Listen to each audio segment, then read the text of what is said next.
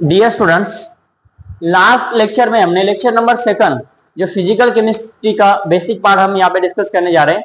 Lecture number second में हमने discuss किया था कि अपीयरेंस क्या होता है, अपीयरेंस कैसे कैलकुलेट किया जाता है एलिमेंट का। आज इस लेक्चर में हम डिस्कस करने वाले हैं एटॉमिसिटी क्या होता है। अब देखो, एटॉमिसिटी मतलब एटम की एटॉमिसिटी होती है जो एटम से बने हुए मॉलिक्यूल है, कंपाउंड है। जैसे कि मेरे पास एक सल्फर एटम है, S6 हो सकता है, S6 है, S8 है, डिफरेंट टाइप्स के मतलब होमोएटॉमिक उसको बोलते हैं। इसमें कितने एटम है? 6। इसमें कितने एटम है? 8। अब हम बात करते हैं BF4 की। देखो BF4 नेगेटिव। अब हम इसकी वैलेंसी की बात करेंगे तो बोरॉन की वैलेंसी क्या फिक्स होती है? बोरॉन की वैलेंसी है 3 और बोरॉन का एटॉमिसिटी कितना होता है बेटा? 4। एटॉमिसिटी मतलब टोटल नंबर ऑफ एटम्स और group of atoms is directly bonded to what? और सेंट्रल एटम, उसको बोलते हैं बेटा एटॉमिसिटी। तो देखो यहाँ पे S8 है, S8 में एटॉमिसिटी कितना आएगा? 8। CO2 में टोटल एटम कितने, मतलब इस कार्बन को टोटल एटम कितने यहाँ पे? 2 और मतलब इसमें कार्बन लिखते हैं यहाँ पे CO2, ऐसा है। मतलब इसकी एटॉमिसिटी कितना आ गया? 4।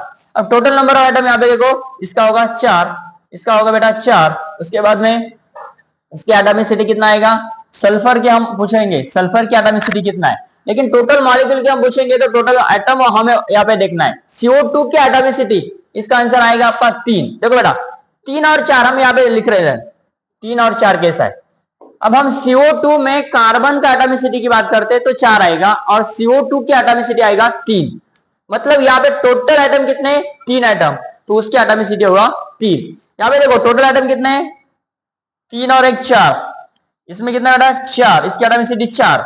यहाँ पे टोटल एटम कितने? 12 और 12 24, 12 प्लस 12 24। इसकी एटॉमिसिटी 24।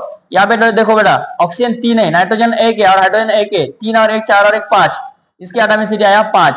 सल्फ्यूरिक एसिड, अब सल्फ्यूरिक एसिड की हम बात करेंगे तो H2SO4 है। इसका स्ट्रक्चर हम देखेंगे तो कैसा आता है बेटा? H2SO4।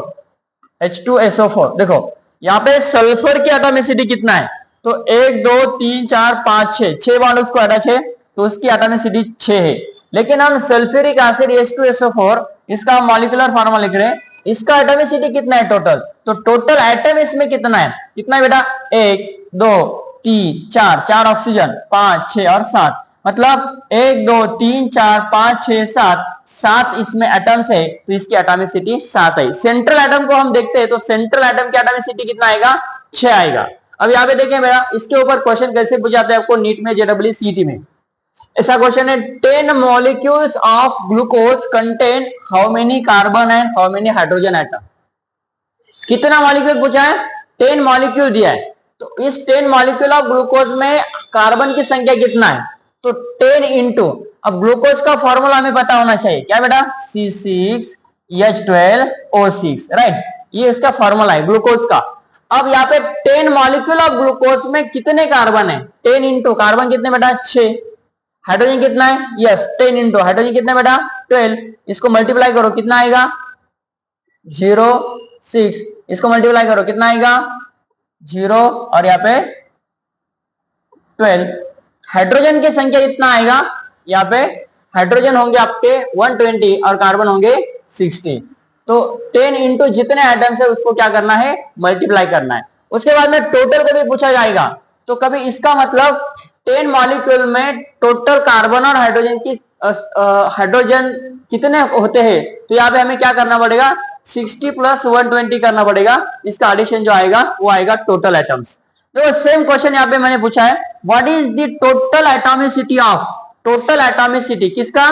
20 molecules, 20 molecule of oxygen in fructose. अब फ्रुक्टोज का फॉर्मूला वही है, क्या बेटा?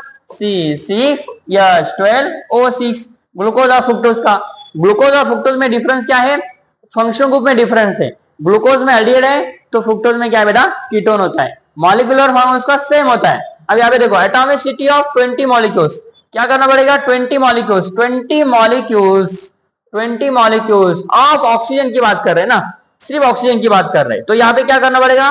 20 इंटू ऑक्सीजन की संख्या कितना बेटा? यहाँ पे 6 है ना, तो कितना आएगा? 0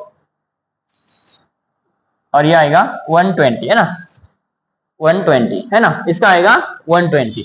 जैसे हमने यहाँ पे किया कार्बन कितने होते हैं 20 मॉलिक्यूल्स में, 20 मॉलिक्यूल्स में कार्बन 120, हाइड्रोजन कितना है 240 और ऑक्सीजन कितना है 120। मतलब यहाँ पे टोटल पूछा है, देखो टोटल पूछा है, हमने सिर्फ यहाँ पे क्या किया कार्बन का निकाला। वैसा हम कार्बन हाइड्रोजन और ऑक्सीजन का निकालेंगे तो 20 इंटू 6, 20 इंटू 12 और 20 इंटू 6 किया तो यहाँ पे आया 120, 240 एंड 120। इसका एडिशन करेंगे 480 इसका आंसर आएगा। तो यहाँ पे ऐसे क्वेश्चन आपको पूछे जा सकते हैं जो कि ये होमवर्क आप कर सकते हैं बेटा। क्या होमवर्क है देखो, 5 molecule of sulphuric acid, 10 molecule of nitric acid, 2 molecule of H2O। अब इसमें क्या करना पड़ेगा, 2 मॉलिक्यूल मतलब 2 इंटू 2 करो, 2 इंटू 1 करो, टोटल आइटम कितने इसमें 3 है, ओके ना।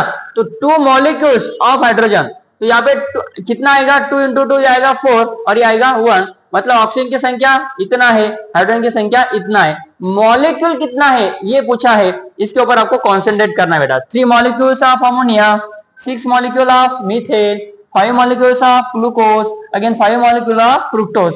ऐसे डिफरेंट मॉलिक्यूल आपको दिए जाएंगे, उसमें कंटेंट कितना है ये पूछा जाएगा। इसके ऊपर आपको ऐसा एक क्वेश्चन देखो बेटा, 20 मॉलिक्यूल्स ऑफ, क्या पूछा है 20 मॉलिक्यूल्स ऑफ वाटर, वाटर में पूछा है। अब यहाँ पे अमोनिया लिया जा सकता है, मीथेन लिया जा सकता है ना, डिफरेंट कौन सा भी मॉलिक्यूल यहाँ पे पूछा जा सकता है।